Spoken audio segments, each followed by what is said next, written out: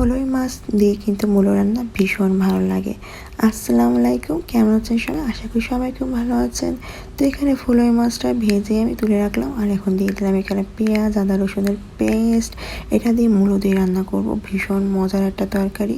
তো এখানে দিলাম হলুদ, একটু মরিচের গুঁড়ো, একটু জিরে, একটু ধনে দিয়ে লবণ দিয়ে এটা খুব সুন্দরভাবে কষায় নিব। তারপর এখানে দিয়ে দেবো একটু পানি দিয়ে আর একটু কষায় নেব। তো এই রান্নাটা কিন্তু ভীষণ মজা, আর এই শীতের সময় মূলোর তরকারি তো প্রত্যেকের বাসা থাকে। একবার ট্রাই করে দেখবেন ফলের মাছ দিয়ে ঝোল ঝোল করে কেমন লাগে। তো এই যে দিয়ে দিলাম মূলোটা একটু কমে আসার পর এখানে দিয়ে দেবো কাঁচামরিচ, আর এখানে দিয়ে দেবো ঝোলের পানিটা।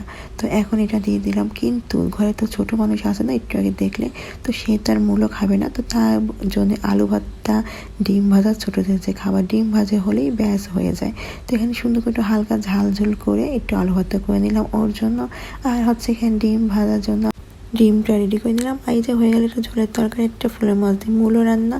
তো ডিমটা একটু কড়া করে ভাজবো, যেহেতু কড়া খাবে। তো এই যে ডিম ভাজাটাও প্রায় শেষ। তো শীতের সময় না এরকম তরকারি আসলে ব্যাস খুব মজা লাগে, গরম গরম ভাতের সাথে একদম ঝোল ঝোল শীতের একটা আমেজ। কিন্তু এখন যেন গরমটাই চলে আসছে, আমেজটার কয়দিন পর আমরা উপভোগ করবো, তাই না? গরম আমার কাছে মনে হচ্ছে গরম চলে আসছে, কিন্তু বাইরে গেলে আবার একটু ঠান্ডা লাগে, রাত হলে আবার একটু ঠান্ডা লাগে। কী যে হচ্ছে আবহাওয়াটা বোঝা বড় দায়। তারপর বাবুদের নিয়ে কিন্তু বেশ চিন্তায় থাকতে হয় এই সময়টা, ওদের কেমন কি একটা শরীরে প্রতি উল্টো পাল্টাটা হয়ে যায় ওয়েদারের কারণে। তো ভাবলাম অনেকদিন বাইরে যাই না, তো বাবুকে নিয়ে একটু বাইরে যাব। তো তার জন্য সব কাপড় চোপড় আমি রেডি করে আমি ওকে নিয়ে বেরোয় পড়লাম। যেহেতু ওর বাবা রয়েছে বাসায়, গাড়িটাও পেয়ে গেলাম। তো আমরা সবাই বেরোয়নি, একটু চলে যাবো ইস্টার্ন প্লাসে।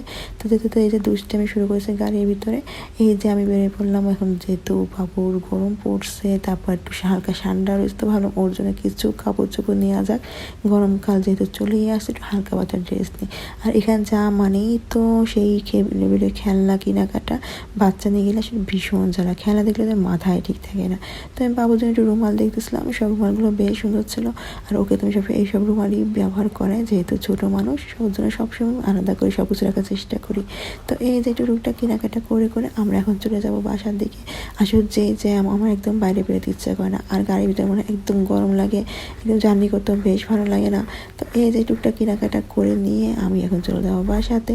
তো আমার ভিডিওটা আপনাদের সাথে শেয়ার করলাম, কেমন লাগলো অবশ্যই জানাবেন। এই ফেসবুক থেকে দেখে থাকলে অবশ্যই আমার পেজটা ফলো দিতে ভুলবেন না।